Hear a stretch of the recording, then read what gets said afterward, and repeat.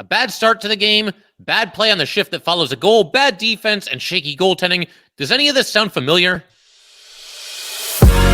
You're Locked on the New York Rangers, your daily podcast on the New York Rangers. Part of the Locked On Podcast Network, your team every day.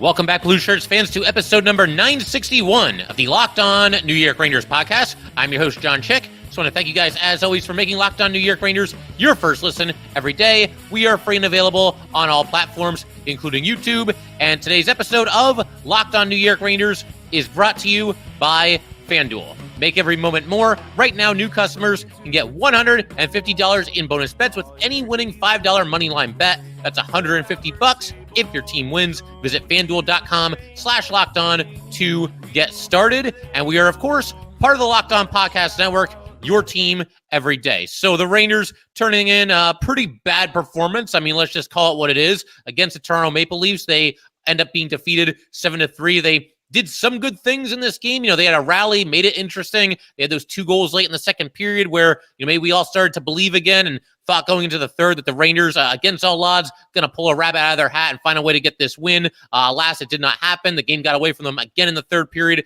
as it did in the first period. Another bad start for the Rangers. And again, I think the best way to sum this up, if I'm just going to use one sentence, is that the bad far outweighed the good for this in this game for the New York Rangers. And we got to start, first of all, with kind of following up on what we talked about in our last episode, that, of course, being Kreider Miller not being in the lineup, not being available, missing the game due to personal reasons. And, you know, I wasn't sure if they'd elaborate on this at all or if any new information was available. And again, kudos to the Rangers and, you know, the NHL, I suppose, as well for, you know, it's a personal matter. It's a private matter. He's missing the game due to personal reasons. And they indeed have done their best to keep it personal and keep it, you know, pretty close to the vest and not let everybody know about whatever might be going on here.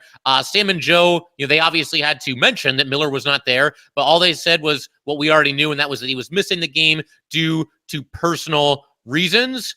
And, you know, honestly, there's a decent chance that the two of them might not even know exactly why Kreider Miller is not in the lineup. But regardless, they're obviously not going to tell us anything that that they're not clear to tell us. And again, we'll just kind of go day by day here, take the news as it comes to us as far as if and when Kreider Miller will be back in this lineup for the Rangers. The only other thing that I'll mention regarding that whole situation is that obviously that means the Rangers have to make an adjustment to their lineup, and that adjustment was Zach Jones going back into the lineup, and he's on the third pairing with Braden Schneider, and Erik Gustafsson moves up from the third pairing to the second pairing, Gustafsson out there with Jacob Trouba. And in our last episode, I was trying to figure out, you know, how I would line up if I was the Rangers, and that's the alignment that I came up with. I like the idea of, you know, Gustafsson moving back into the top 4. He played very well when Adam Fox was out of the lineup. Try to get him going a little bit again. And, you know, he actually had a little bit of a shaky game, as did a lot of the Ranger defensemen. But Jones, same thing. You know, he struggled. Just not really a good night for anybody other than maybe the fourth line. We'll talk a little bit more about those guys in a little bit here. But, you know, the other big talking point coming out of this game, and it's a debate that's kind of been ongoing the last handful of games, really, is that, okay, Igor's struggling right now and giving up a lot of goals. And who's really to blame here? Is it on Igor Shesterkin? Is it on the team defense? And as is usually the case in situations like this, a little bit from column A, a little bit from column B. Neither Igor nor his teammates defensively are at the top of their game right now. I think that's pretty obvious. And really, this game, I want to really focus in on the first 2 goals that Toronto scored in this game. They were up 2-0, just 5:07 into the action. And this is basically when the Rangers lost the game. Now, obviously, when this happens, it's a bad start. There's still 55 minutes to go. The game's not over. You can always come back, but man, you're digging a hole, and it's been too much of a theme for the Rangers lately, getting off these bad starts, giving up early goals, constantly having to play from behind early in the game. It's just not a recipe for long-term success. And yes, you can come back, and we've seen the Rangers come back a couple of times. You know, the game against Nashville really kind of stands out as far as recent games, down 2-0 in that one, getting run off the ice, and then they fight their way back into it and get a gritty win. So that was awesome. But again, that's going to be the exception more than it's going to be the rule. And again, the Rangers give up these two early goals. Neither one of them had to happen at all, and they never made up the deficit. They were playing from behind the rest of the night. as we mentioned, they did step up their game eventually. They did rally a little bit, but you've already dug that hole, and you're not always going to be able to climb your way back out of it, and the Rangers weren't able to in this game. So to break down these first two goals, first of all, let me just say, the first goal, 100% on the skaters, not on Igor at all. The second goal, the exact opposite, 100% on Igor, not on anybody except for him. And the rest of the goals that were given up in this game, kind of a hybrid, a little bit of a mix of both.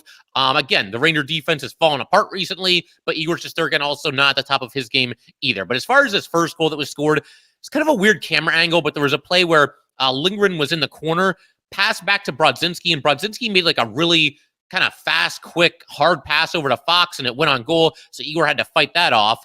But then a little bit later in this shift, you've got Blake Wheeler taking a tripping penalty in the offensive zone, trying to apply pressure, but not a good time or place to take a penalty there. The power play never actually happened, though, because the Leafs maintained possession of the puck, and they end up scoring a goal. You've got Matthews leaving it for Nylander. Nylander goes up the center of the ice, and this was just miserable defense by the Rangers. It kind of reminded me a little bit of a couple of years ago when the Rangers were in Edmonton, and Connor McDavid had the puck, and he basically posterized the entire Ranger defense. Making moves this way and that way. And he went through about 4 Ranger defenders on his way to the net and ended up scoring the goal. It kind of looked like that a little bit, maybe not quite that ridiculous as the McDavid goal. But yeah, Nylander goes up the center of the ice. Gustafsson, I don't know what he was doing on this play. He basically let Nylander just go right by him. Nylander then split Wheeler and Trocheck. You got all these guys just kind of reaching for the puck with their stick and not taking the body, not really just doing really anything to slow down Nylander. Nylander's a good player. You think you're just going to be able to reach for the puck and that's going to be enough? That's not going to work, especially the way that he's playing so far this season. So Nylander keeps going. Again, he goes by all 3 of these players like they're standing still. He kind of draws Trouba toward him a little bit and then passes to his left to Matthews for the tipping goal. And just like that, the Leafs are up 1-0. And again, this was absolutely terrible by all 3 of Gustafsson, Wheeler, and Trocheck on this play. All 3 of them did barely anything to slow him down. Trouba will give him a little bit of a break because he's the last line of defense. He probably couldn't even believe what he was seeing, just watching Nylander get through all of his teammates as easily as he did. And he's got to, nobody else did it, so he's got to step to Nylander. That left Matthews open, and, Matthews just isn't going to miss on an opportunity like that. So it's 1-0. Toronto, just a bad goal. But then not too long after this, just a couple of minutes after this, you've got the Toronto Maple Leafs winning an offensive zone faceoff. And again, we said, coming into this game, we previewed this game and we said faceoffs could be key. Rangers came into this game first in the league in faceoffs. Toronto came in third in the league in faceoffs. And the Leafs didn't really dominate on the dot in this night. They were at 52.7%, but it felt like they won the important faceoffs, and they scored a couple of goals off the faceoffs as well. To be fair, the Rangers also got a goal off of an offensive zone faceoff win. But in this case, again, Toronto wins the faceoff clean. They get it back to Timmins, and Timmins is at the blue line, and he takes a wrist shot, and he scores. That's pretty much it. There was not really a whole lot else to the goal than that. It's 2-0, just 5:07 into the action. And really, Igor, I got to put this one completely on him because he just kind of looked like he wasn't ready here, wasn't really in position, wasn't really anticipating the shot. I guess, it's somewhat human nature here because I wasn't so sure that I wasn't really expecting Timmins to shoot it either, but you're the goalie. You got to make sure you're ready to go here. And it just got through him. It's kind of a high shot and a well-played shot, but still, this is one that absolutely Igor Shesterkin has to come up with. So again, first goal, 100% on the skaters. Second goal, 100% on Igor. And like I said, the rest of them kind of a mix of both. And I don't want to go through all 7 of Toronto's goals, including the empty netter at the end there. But there is one more that I want to point to here, and that's the third goal the Leafs scored. So once again, Rangers lose a faceoff in their own zone, and they just never got the puck back. Toronto won the faceoff, I think, fairly clean, and continued to just kind of move the puck around, eventually started shooting the puck from all angles, and they end up scoring. Yarncrux was left by himself in front of the net, and he tips it home to make it 3-1, and nothing good about this play at all. And I want to specifically focus in on Zach Jones because I don't know what he was doing on this play. If you need a laugh, and I'm not trying to be mean or anything, but look, what's done is done. The game's over. It's a bad performance by the Rangers. Go back and watch this goal, the third goal from Toronto, And just watch Zach Jones on this play. He's just kind of drifting all over the place. To be fair, he actually did make a decent defensive play against Tavares, breaking up what could have been a scoring chance for Tavares. But after that, I mean, he's just drifting all over the place and was nowhere near the net. And that's part of the reason, I think, why Yarncrook was left wide open in front and why he was able to tip it home. And also, to be fair again here, I mentioned that a lot of the other goals were a mix. You can put some of it on the skaters, some of it on Igor. Look, Igor gave up a lot of rebounds here and a lot of juicy rebounds. Just was not able to corral the puck. That kept the play alive. And of course, the Rangers kind of get caught out of position, Jones specifically, and Yarncrook scores from the doorstep. And just like that, 3-1 Toronto, not too long after the Rangers had cut it down to 2-1 right before that. So we're going to keep everything rolling in just a second here. I want to go ahead and give some more props to the fourth line. I thought they were excellent in this game. Also want to give some credit to Artemi Panarin getting to goal number 700, but I'm also going to call out the Rangers stars for basically getting outstarred by the Toronto Maple Leafs in this game. And I'll explain what I mean by that in a little bit here. First, though, definitely want to let everybody know that today's episode of Locked On New York Rangers is brought to you by FanDuel.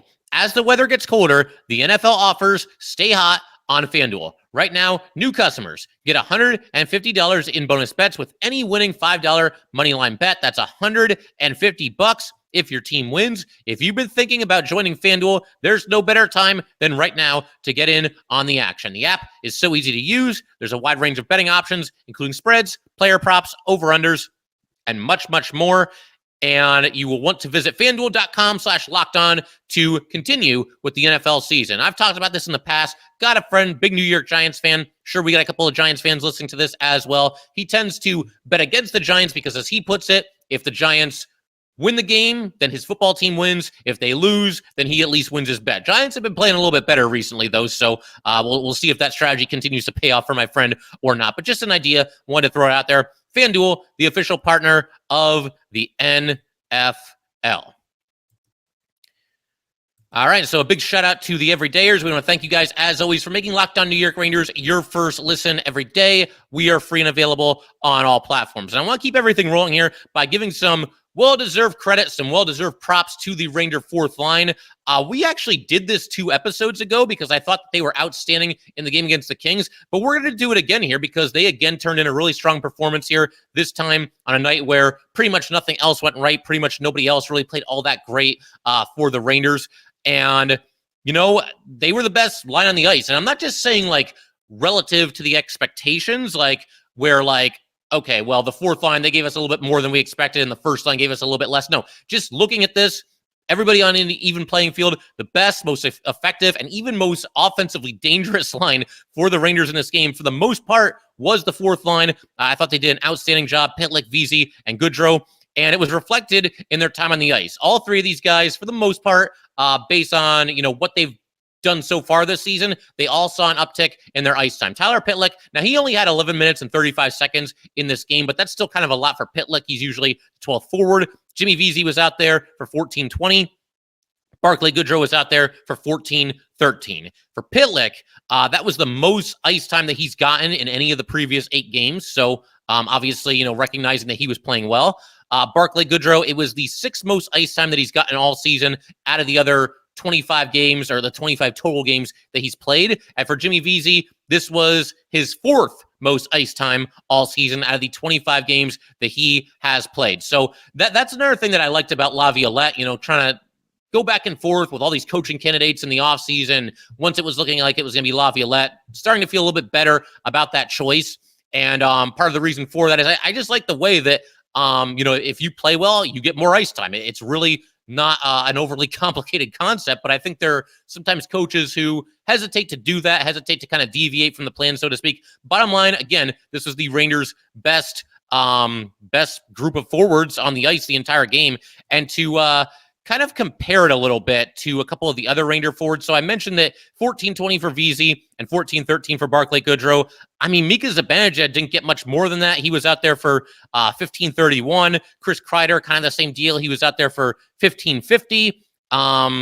It's kind of comparable to a lot of the Ranger top players, or the guys that you expect to kind of be leading the way for this team. So I thought that was pretty interesting. And again, it felt like they were out there a lot, just watching the game, and then of course checking the stats and checking the numbers and checking the time on the ice after the game is over. That confirmed what I had already kind of suspected. And again, that was the fact that all three of these guys saw an uptick in their time on the ice, and well-deserved, because, again, they clearly were one of the only bright spots for the Rangers in this game. And to kind of highlight a couple of their plays, I found this interesting because second straight game where the Ranger fourth line actually started the game. They started up against the Matthews line in this one, and that first shift of the game ended in an icing for Toronto. Now, again, this obviously does not, and especially in a game like this does not, clinch a victory for the Rangers by any means, but we've talked about how bad starts have been an issue. Good start there by the fourth line, getting into the offensive zone and forcing Toronto to have to take an icing a little bit, early in the game, about 30 seconds or so into it. Not too long after this, another strong shift for this line. Big hit by Jimmy Vesey on the forecheck. You also had Pitlick making a strong drive to the net, was not able to convert there. Barclay Goodrow gets a chance in front of the net off of a turnover by Matthews. He missed the net, unfortunately. Goodrow's got to hit the net on this, but nevertheless, still an excellent shift for this fourth line. They also were instrumental in helping the Rangers cut the Toronto lead from 2-0 down to 2-1, because they were on the ice in another strong shift, that they were in on the offensive zone. And I believe this shift ended with Jones for Toronto freezing the puck. And that led to an offensive zone faceoff. That led to the Rangers winning a faceoff. And that led to Blake Wheeler scoring a goal off of a rebound. So that was all made possible by a strong shift from the fourth line, the shift right before the Rangers scored here. Then the second period, another couple of chances here. You had Barclay Goodrow to Jimmy Vesey, to Tyler Pitlick, a couple of quick passes here. Pitlick gets behind the defense for a breakaway. Unfortunately, Jones is there. He makes the save. They had another strong shift right after this. They all went in hard on the rush, and then Vesey passed to his left to Goodrow. Another good chance for Goodrow and a blocker save by Jones. But that's just kind of the tip of the iceberg. These guys, again, played very well for the entire game. And something else that I touched on just a minute ago there, and I want to elaborate on it a little bit more now, is that the Rangers' fourth line, these guys started this game. They also started the game before against the Kings. And in the game against the Kings, I was kind of curious to know, if the Rangers would have gone with the fourth line starting all three periods in that game. The reason we didn't really know for sure is because against the Kings, the Rangers started the second period on a power play. They also started the third period on the power play. So naturally, you're going to go with your power play units, for a situation like that. But I was kind of wondering, would Laviolette have just rolled with the fourth line, starting all three periods? And we pretty much got our answer in this one, because that's exactly what happened. The fourth line started the game. They started the second period. They started the third period. And again, deservedly so. They were also out there quite a bit for the shift that follows a goal. And one of the times that they were not out there on the shift that follows a goal was the goal, or the shift rather, that led to Toronto taking a 4-1 lead. This happened just after they had made it 3-1, 21 seconds later to be exact. Toronto goes up 4-1, and the Ranger fourth line was not out there. They went with the Mika Zibanejad line, and not exactly a banner shift for these guys. Kreider, I don't know what he was doing on this play. He was just kind of drifting around in the neutral zone. Then you get Marner going past Gustafsson at the blue line. Again, Gustafsson, not a good night for him. Marner got past him at the Ranger blue line.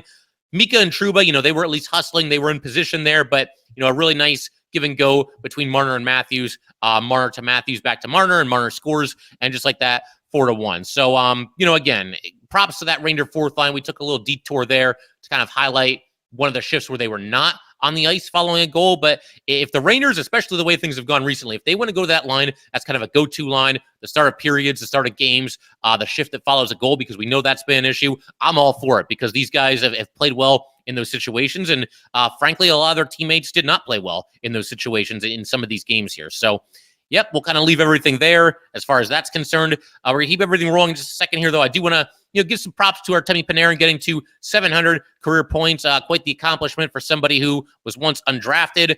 Jacob Trouba also getting his 300th point of this game with an assist. But again, as I mentioned earlier, going to call out the Rangers a little bit, their star players, for basically getting outstarred by the Toronto Maple Leafs in this game. And we're going to do all that stuff in just a second here. But first, though, just want to let everybody know that today's episode of Locked On New York Rangers is brought to you by one of our favorite sponsors, and that, of course, is Athletic Greens.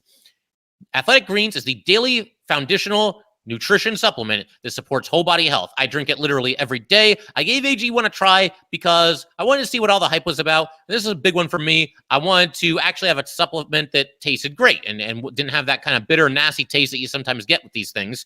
I drink AG1 pretty much the first thing I do every morning. Gets me ready for the day, gets me ready for anything active, gets me ready for the day job, gets me ready to record this podcast as well. So very, very important part of my routine. All great athletes have one thing in common.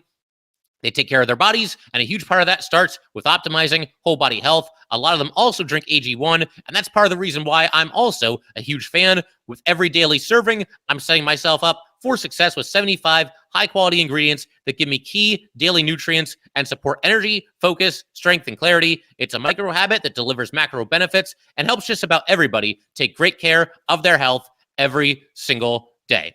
If a comprehensive solution is what you need from your supplement routine, then try AG1 and get a free 1-year supply of vitamin D and 5 free AG1 travel packs with your first purchase. Go to drinkag1.com/NHL Network. That's drinkag1.com/NHL Network and check it out. All right, let's go ahead and keep everything rolling here. I want to kind of wrap up the day with basically just a smorgasbord of random things I want to talk about in the wake of this game here, but none more so than Artemi Panarin getting to 700 points. I'm sure he would have much rather done this in a win for the Rangers. Last, it wasn't meant to be, but he gets the primary assist on the power play goal that was scored by Mika Zibanejad in the second period. He set Mika up for a one-timer there, and Mika converted. That's another nice little silver lining that's kind of developed recently, certainly coming out of this game and recent games as well, as it does feel like Mika Zibanejad has found that one-timer a little bit. For a while there, he was still trying it, and the Rangers were feeding him passes on power plays, and it was bombs away. But for a while there, man, he was either shanking his shot, or even when he got all of it, it felt like he didn't really know where it was going. And recently, he's kind of got the feel for that one-timer back. So that's good to see. But I mean, man, Panarin, what an amazing career already. Again, you go from undrafted, afterthought, unknown player to, from who is this guy to, wow, this guy is one of the absolute best players in this league. That's basically been Panarin's career journey in a nutshell. Truly one of the top players in the NHL at this point. 617 career games, already up to 700 points in that time with 232 goals, 468 assists. For what it's worth, he's also a plus 135 in his career.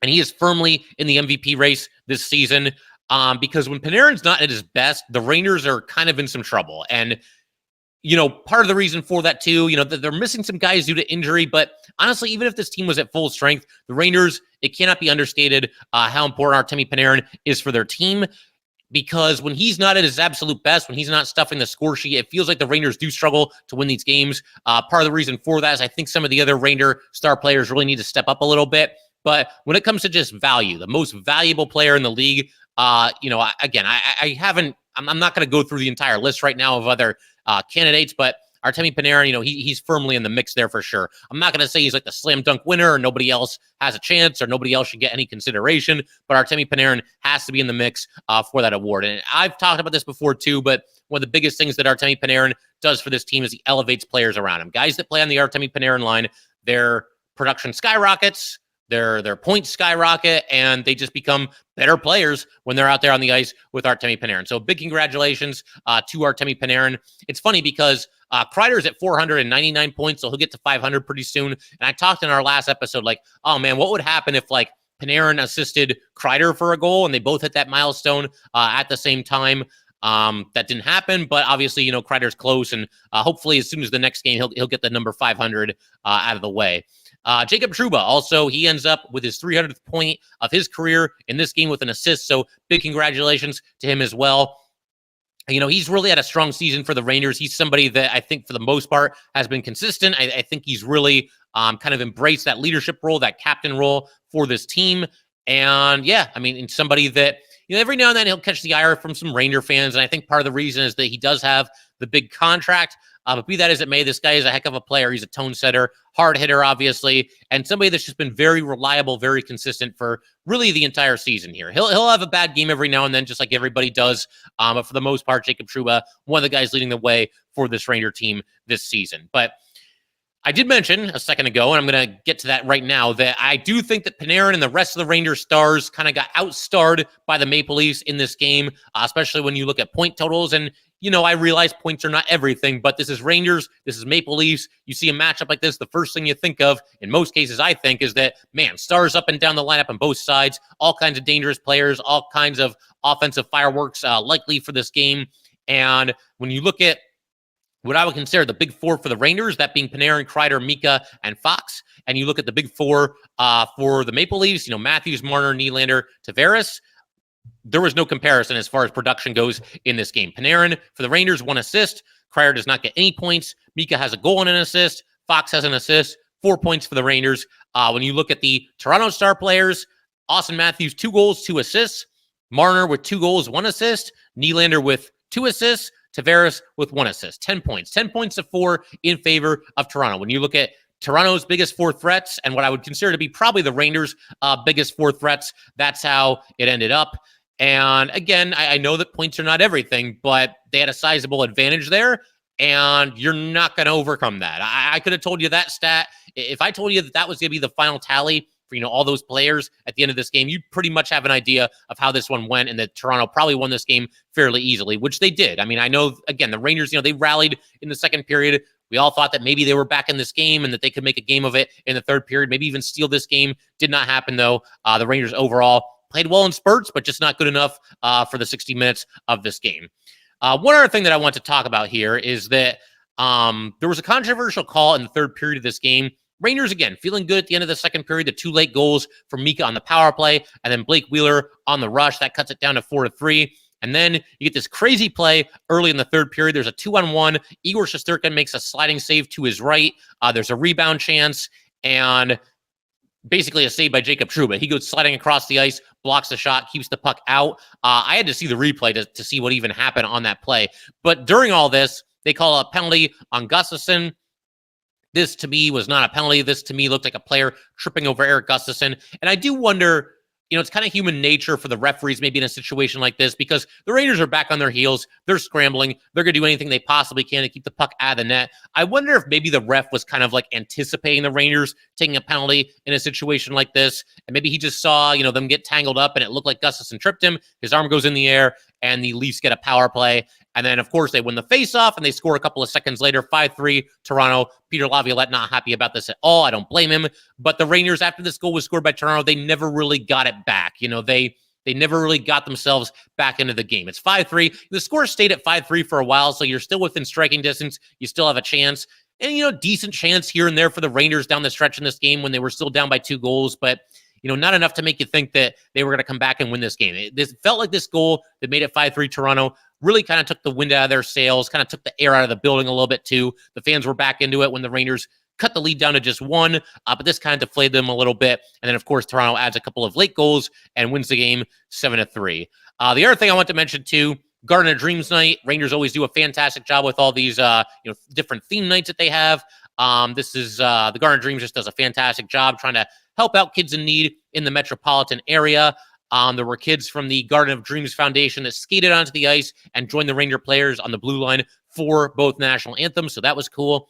Speaking of the national anthems, 21-year-old Diamond Melody Parker from the Garden of Dreams Foundation, she performed the Canadian national anthem, and then doing the Star Spangled Banner was 19-year-old Alicia Rodriguez Ford, also from the Garden of Dreams Foundation. And needless to say, they both killed it. They did an awesome job with the national anthems.